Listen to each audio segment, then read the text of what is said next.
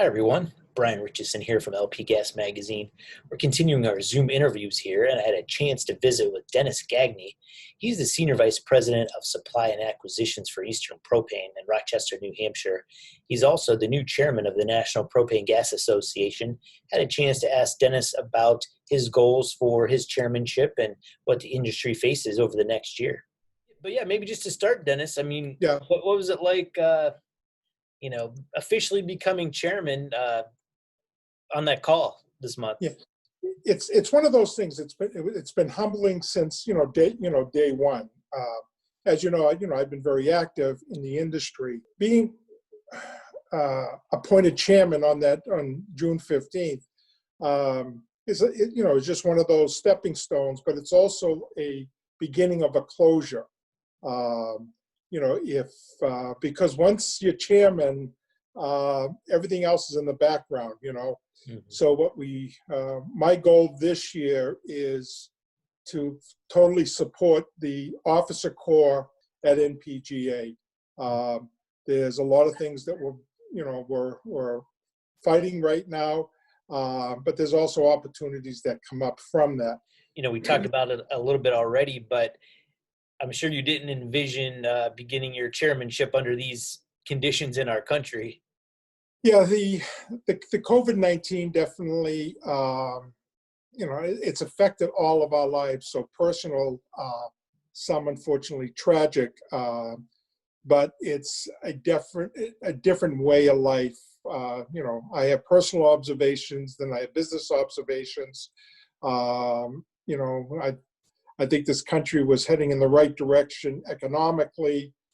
This has made a turn for the worse, but it has also created a lot of division, which I think we can all see. As far as my year, the foreseen year, I mean, usually as chairman, you tend to 25 or so. I mean, that's possibly how many state association meetings I would attend.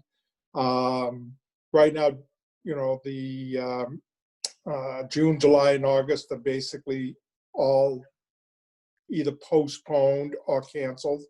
So I don't think there'll be as much traveling. I hope there is more interaction, whether there's Zoom meetings with certain individuals.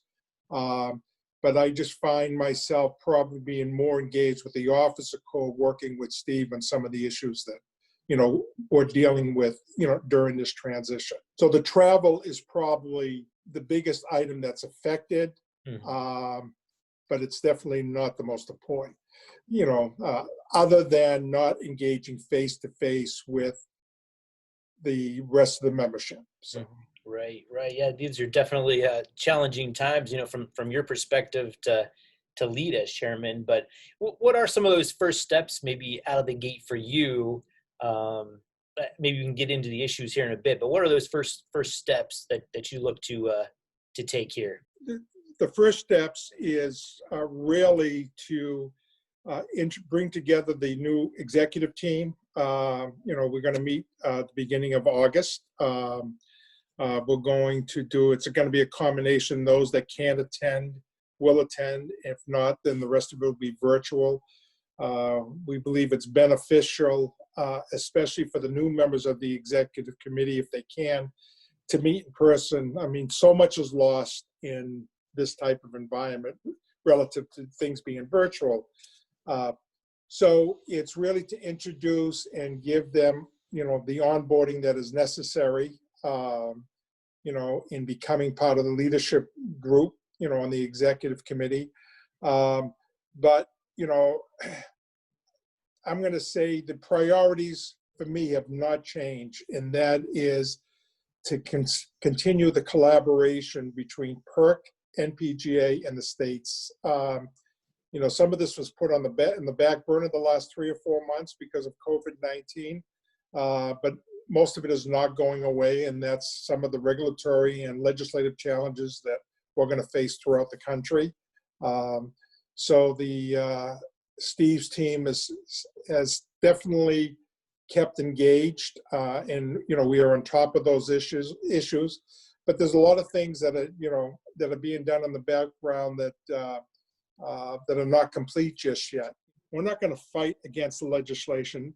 What we're going to do is promote our industry, our product as being, the the cleanest viable alternative in this environment that they're talking about. So we're going to promote the benefits of using propane, and we're going to do that wholeheartedly in this next coming year. So that is our number one priority, because ultimately the idea is to sell more propane, to bring propane, to regain some of the market share that we have lost. But some of that market share really has been lost through technology, better equipment, more efficient equipment, so forth. So as far as the issues, you're referring to decarbonization, the whole electrify everything movement, is that what you're referring to when you talk about, promoting the benefits of propane? Is that one of several issues I'm sure you're looking at? Yeah, I mean, I think there's two things. There's, on the federal side, the advocacy side is, promoting our industry is done really through the messaging. We're going to do universal with PERC, okay? The issues independently on the states, we're going to have to take them one by one, whether it's,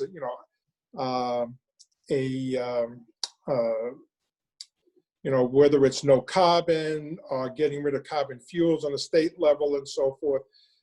As you might be aware of, on a couple of states, we were able to be successful. Municipalities can't pick winners and losers when it comes to energy choices by the consumer. And that is one thing I think that's going to continue, to progress.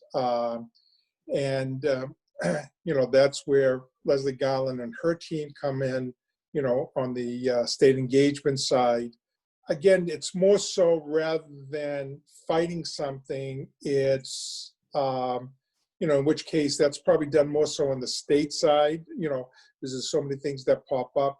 But on the federal side is really to come at this with messaging, combined messaging from both NPGA and PERC, okay, as to the benefits of using propane. Yeah, that's all I have. Anything else that you wanted to add? No, other than be safe out there. As a number of people have said, it will change eventually, and it will get better, and we'll get through this, as we have in many crises in this country. So, great. So God bless to everybody. Thanks, Dennis. Take care.